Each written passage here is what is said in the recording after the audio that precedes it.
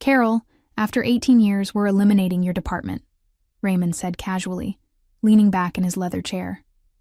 Budget cuts. Pack up by Wednesday. His tone was as flat as if he were ordering lunch. I sat across from him, nodding calmly. I understand completely. The relief that washed over his face was almost comical.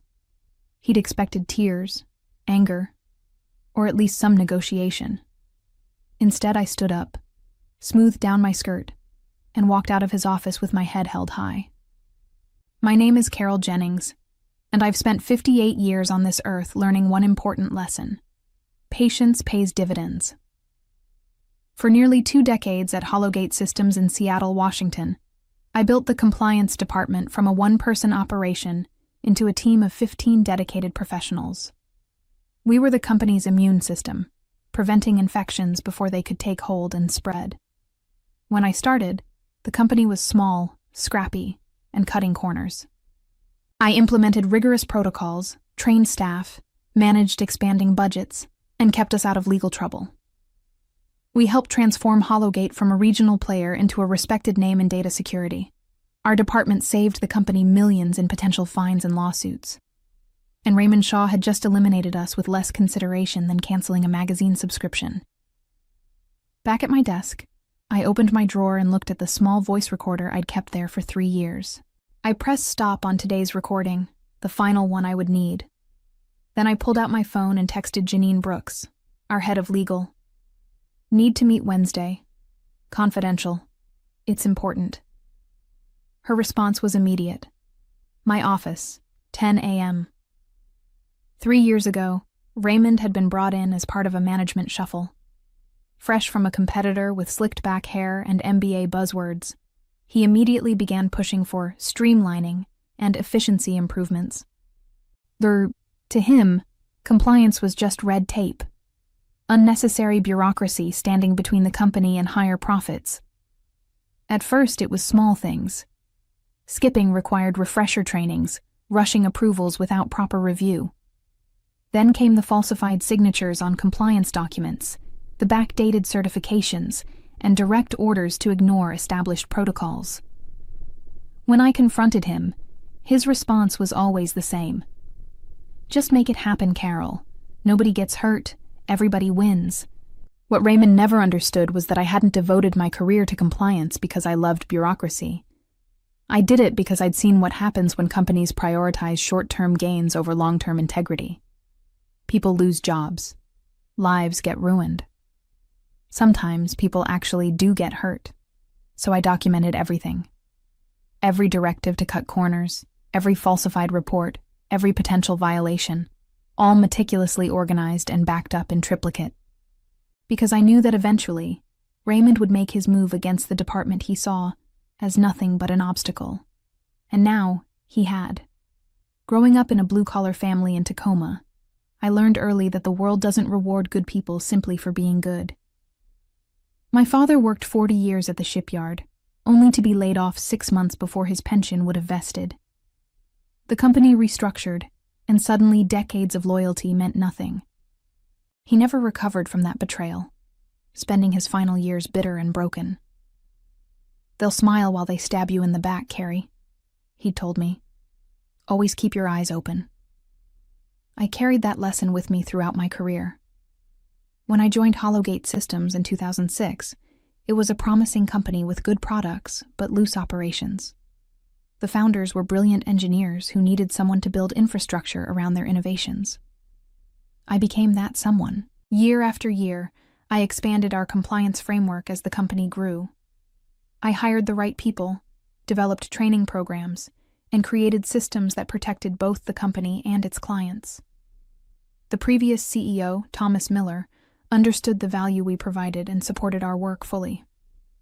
Carol runs the department that keeps us all employed, he used to say at company meetings. When she talks, we listen. But Thomas retired 5 years ago, and the new leadership team had different priorities. Quarterly results, market share, growth at all costs.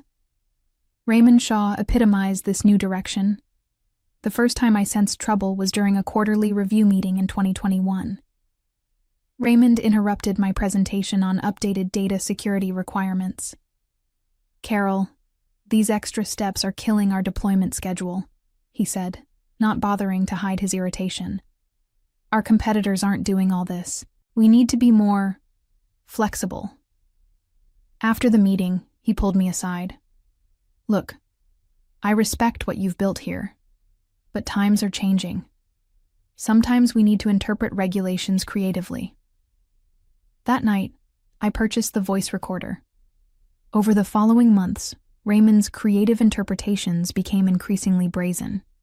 He directed teams to ship products before security testing was complete. He had my staff falsify training records for audits. He personally signed off on compliance certifications without performing the required reviews. Each violation went into my growing file. I wasn't being vindictive. I was protecting myself and my team. If anything went wrong, Raymond would ensure we took the fall. I'd seen it happen before. My department became a target for his frustration. He cut our budget repeatedly, blocked promotions for my staff, and excluded us from key meetings. Still, we persisted, doing our best to maintain standards despite increasing pressure. I never expected him to eliminate the entire department. That was bolder than I thought even Raymond would dare. But I was prepared nonetheless. Tuesday morning, the day after Raymond's bombshell announcement, the compliance department was in chaos. My team gathered in our conference room, faces displaying various stages of shock, anger, and fear. 18 years? And this is how they treat us? Said Vivian, my deputy who'd been with me for 12 years. No warning, no transition plan. It's unbelievable. What about our ongoing projects? Asked Thomas, our newest team member. The ISO certification is due next month. Who's handling that? I let them vent their frustrations for a few minutes before calling the room to order. I know this is difficult news, and it's completely unfair. But right now, we need to focus on documenting everything and ensuring a clean handover. Handover to whom? Vivian asked bitterly. They're scrapping everything we've built. I met her gaze steadily. Just because they're eliminating our department doesn't mean the work disappears. Someone will have to pick up these responsibilities and they'll need our documentation. The team looked unconvinced, but they trusted me.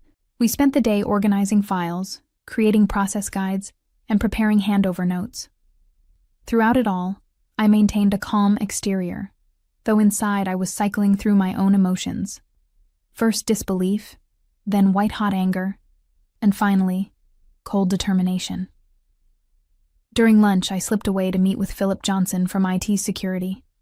He'd been an ally over the years, often backing me in disagreements with Raymond.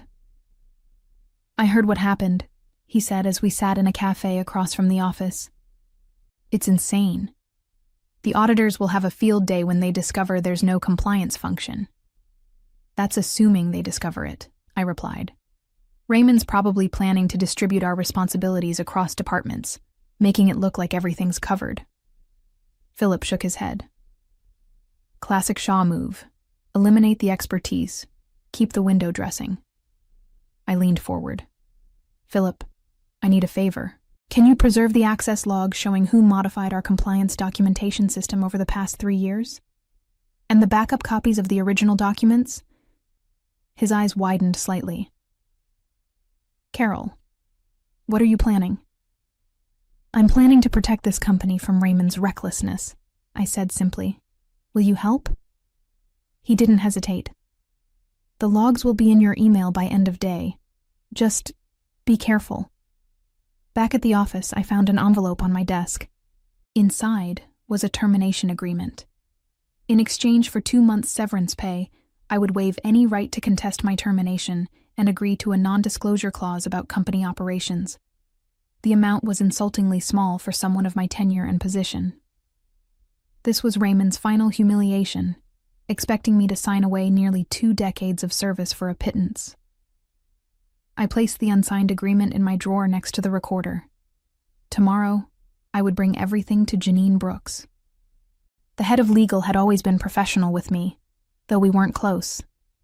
But I knew her reputation for integrity, For the first time since Raymond's announcement, I allowed myself a small smile. He thought Wednesday would be my end at Hollowgate. He was wrong. It would be his. Wednesday morning arrived with gloomy Seattle rain that matched the mood in our department. People moved silently through their final tasks, occasionally stopping to exchange contact information or quiet words of encouragement. I had arranged a goodbye lunch for later, but first I had my meeting with Janine. I arrived at her office at precisely 10 a.m., carrying a nondescript accordion folder. Her assistant nodded me in immediately. Janine Brooks was a formidable woman in her early 50s, with sharp eyes that missed nothing. Her office was immaculate, with law degrees and professional certifications displayed on one wall and family photos on another. A reminder that she was both accomplished and human. "Carol," she said, rising to shake my hand. "I was sorry to hear about your department. These restructurings are never easy." "Thank you," I replied, taking a seat across from her desk. "But I'm not here to complain about the elimination of my position." Her eyebrow lifted slightly. "What can I help you with then?" I placed the folder on her desk. "For the past 3 years, I've been documenting systematic compliance violations directed by Raymond Shaw. What began as cutting corners has evolved into potentially criminal violations of data security laws, falsification of regulatory filings, and fraud." Janine's expression remained neutral, but she sat up straighter. "Those are serious allegations." "They're not allegations. They're documented facts," I said, opening the folder. "This contains emails, memos, meeting notes, and audio recordings that prove Raymond has been deliberately circumventing compliance requirements and falsifying documentation." I laid out evidence methodically. Emails where Raymond explicitly directed staff to skip required security protocols, recordings of meetings where he ordered backdating of compliance certificates, documentation showing his signature on verification forms for reviews he never conducted. Janine examined each piece carefully, her frown deepening. When she reached the section on client data handling violations, she looked up sharply. "If this is accurate, we've been misrepresenting our security protocols to federal clients. That's potentially criminal." "It is accurate," I confirmed. "I've included the original requirements, Raymond's directives to bypass them, and evidence of false certification submitted to clients and regulators." She leaned back, tapping her pen against the desk. "Why bring this to me now, Carol? Why not earlier?" It was a fair question. I tried addressing these issues internally first. I have documentation of 7 meetings with Raymond where I raised concerns. Each time he dismissed them and increased pressure on my department. When that didn't work, he began excluding us from project reviews where we would have identified violations. I paused, then added, "I was planning to bring this to you next month after our annual compliance audit. The elimination of my department accelerated the timeline." "I see." Janine closed the folder and sat in silence for a moment. "You understand I'll need to verify all of this." "Of course. Everything is organized by incident, with supporting documentation. The flash drive contains the audio recordings and additional electronic evidence. Philip Johnson in IT security can confirm the authenticity of the system logs." She nodded, then asked a question that caught me off guard. "What do you want from this, Carol?" I'd been so focused on exposing Raymond that I hadn't fully considered my own desired outcome. "I want the company to address these violations before they cause real harm. Some may require disclosure to clients or regulators. Beyond that," I met her gaze steadily, "I want Raymond Shaw held accountable for putting Hollowgate at risk to advance his own career." "That's it? You're not seeking reinstatement or compensation?" I shook my head. "This isn't about my job. It's about doing what's right." Janine studied me for a long moment. "I'll need to take this to the CEO. Can you be available tomorrow morning?" "I'll make myself available." As I stood to leave, she added, "Carol, don't discuss this with anyone else for now. And thank you for bringing it to us rather than outside authorities." I nodded and left, feeling a strange mix of relief and anticipation. The wheels were in motion. I spent the afternoon with my team at our goodbye lunch, trying to focus on their concerns rather than my meeting with Janine. We gathered at Bailey's, a restaurant near the office that had hosted countless department celebrations over the years. The owner recognized us and offered a private room at no extra charge, a small kindness that nearly broke my composure. As we shared memories and exchanged promises to stay in touch, I felt a stab of guilt. These people had trusted me, followed my lead, and now their careers were in limbo. Even if my evidence resulted in action against Raymond, it wouldn't automatically restore their jobs. "I want to thank all of you," I said, raising my glass of iced tea. "The work we've done has been important, even if it wasn't always appreciated. I'm proud of what we accomplished together, and I have no doubt each of you will go on to success elsewhere." Vivian wiped away a tear. "It won't be the same without your leadership, Carol. You taught us that integrity matters, even when it's inconvenient." "Especially when it's inconvenient," I corrected gently, and the group chuckled. After lunch, I returned to the office to finish clearing my desk. As I was packing the last of my personal items, Raymond appeared in my doorway. "All set to go, Carol?" he asked, too cheerfully. "I'll need your badge and company phone before you leave." I handed them over without comment. His smile faltered slightly at my calm compliance. "Listen, I know this is difficult, but business decisions aren't personal. I've always respected your thoroughness." The condescension in his voice made my skin crawl, but I maintained my professional demeanor. "Of course, Raymond. Business is business."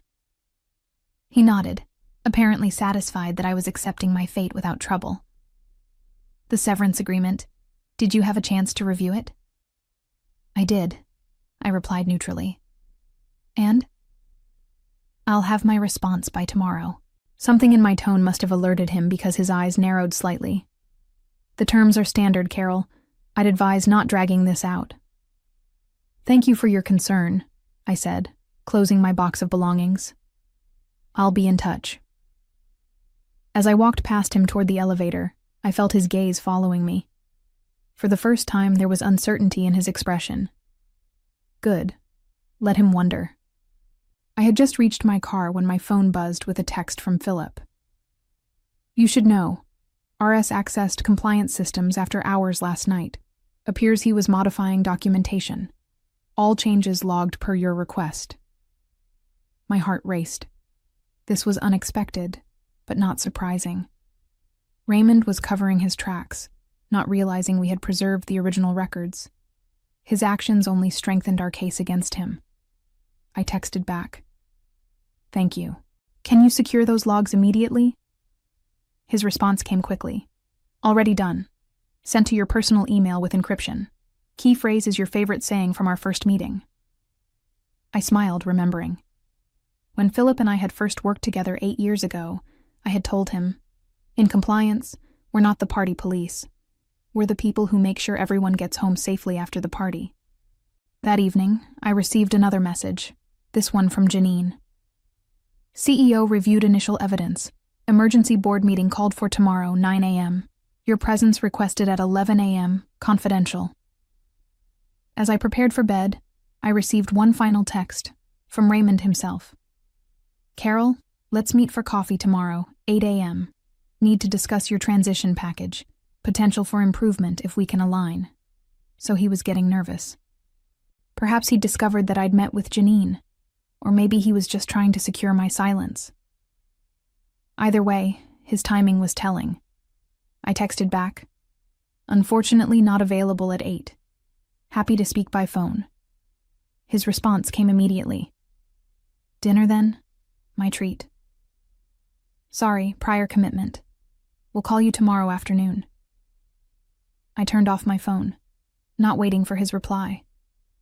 Tomorrow would be soon enough to watch Raymond Shaw's carefully constructed facade crumble. Thursday morning, I dressed with particular care. A charcoal suit I reserved for important presentations, pearl earrings that had belonged to my mother, and a silk scarf in Hollowgate's signature blue. If this was to be my final appearance at the company, I would face it with dignity. The call from Janine came at 10:30 a.m. "The board is ready for you now. Can you come directly to the executive conference room on the 12th floor? I'm already in the building. I'll be right up.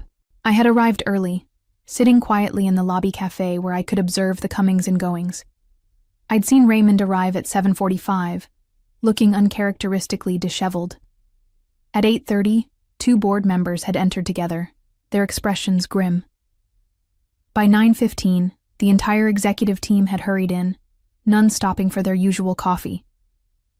As I rode the elevator to the 12th floor, I took deep breaths to calm my racing heart. This wasn't about vengeance. It was about accountability.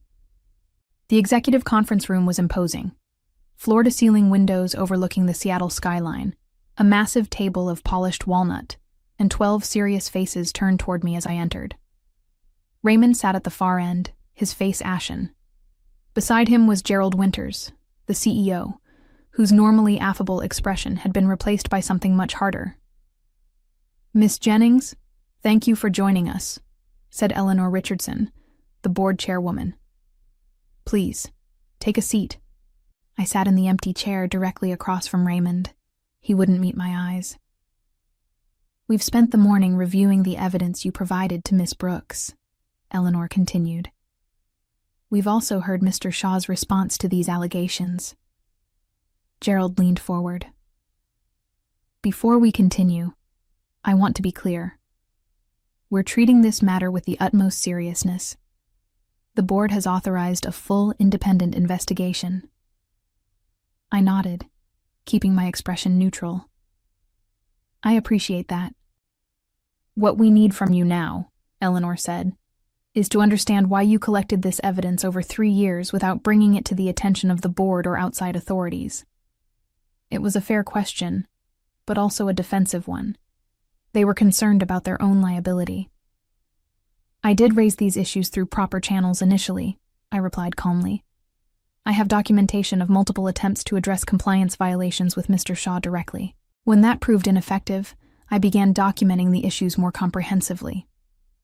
"That doesn't answer why you waited 3 years," pressed one of the board members. "Because I believed in this company and wanted to resolve the issues internally," I said. "I was building a case that couldn't be dismissed as a misunderstanding or a difference in interpretation. And frankly, I hoped Mr. Shaw would correct course before it became necessary to take this step." Raymond finally spoke, his voice tight. "This is clearly retaliatory. Carol was upset about losing her position and—" "Actually," Janine interrupted, "the first documented incident in Miss Jennings' evidence predates any discussion of department elimination by nearly 3 years, and the electronic logs confirm the timeline." Eleanor turned to me again. "Miss Jennings, in light of what we've learned, we'd like to discuss your continued relationship with Hollowgate." I met her gaze steadily. "With respect, Chairwoman, my concern is not for my position. It's for the company's integrity and the potential harm to clients from these violations." "Nevertheless," Gerald interjected, "we believe it would be in everyone's interest if you would consider returning to help us address these issues." Before I could respond, the door opened and a man in a crisp suit entered, nodding to Eleanor. "This is Mr. Atkins from our outside counsel," she explained. "Given the potential legal implications, he'll be joining us." As Mr. Atkins took his seat, Raymond stood abruptly. "This is absurd. I've built this company's market position over the past 5 years, while compliance has been nothing but a cost center." "Sit down, Mr. Shaw," Eleanor said sharply. "Your future with this company is very much in question at this moment." I watched as the realization dawned on Raymond's face. This wasn't a meeting to manage a problem employee. It was the beginning of his downfall. 1 week after my meeting with the board, I sat in Gerald Winters' office, reviewing the findings of the independent investigation. The results were even more damning than my evidence had suggested. Raymond's violations extended beyond my department, affecting product development, client contracts, and financial reporting. "The board has terminated Raymond's employment, effective immediately," Gerald informed me. "We've also self-reported the relevant violations to regulatory authorities and initiated contact with affected clients." I nodded, feeling not triumph, but profound relief. That's the responsible approach.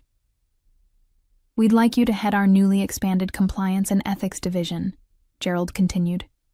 With expanded authority, direct reporting to the board, and a seat on the executive committee. The offer was everything I could have wanted professionally, but I hesitated. What about my team?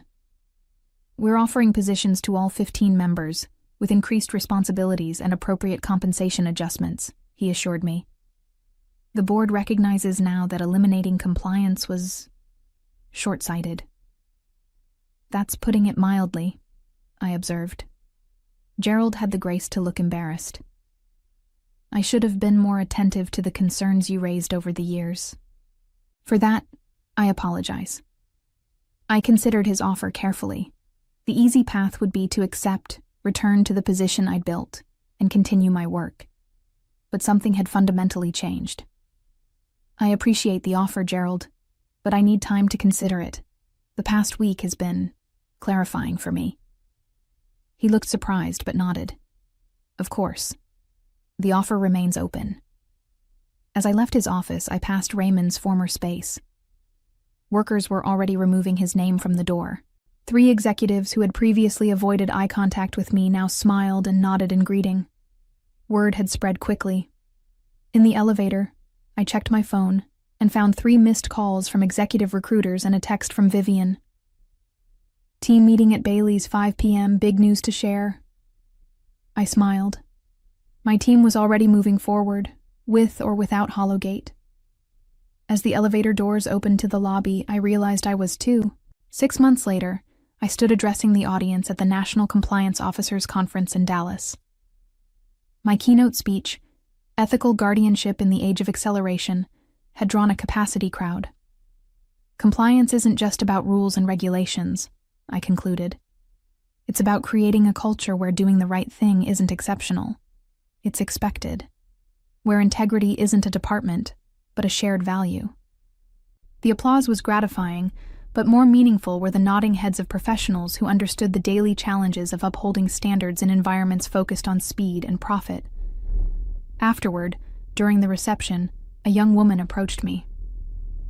Miss Jennings, your story has been an inspiration to many of us. The way you stood up for principles, even at personal risk. It's what this profession should be about. Thank you, I replied, touched by her sincerity. But remember, documentation without action is just record-keeping. The hardest part is knowing when to act on what you've gathered. She nodded earnestly. I'd love to learn more about your new consulting practice. After declining Gerald's offer at Hollowgate, I had launched Jennings Integrity Advisors, helping companies build robust ethical frameworks rather than mere compliance checkboxes. Already, we had clients across 4 states and a waiting list of others. More surprisingly, Hollowgate had become our biggest client. Gerald had hired us to rebuild their compliance culture from the ground up, with my former team serving as internal partners in the transformation. Raymond, meanwhile, had not fared well. The regulatory investigations triggered by Hollowgate's self-disclosure had revealed similar patterns at his previous employers. His certification as a security professional had been revoked, and he was now facing potential civil penalties. Justice, I reflected, often arrives at its own pace. But it does arrive.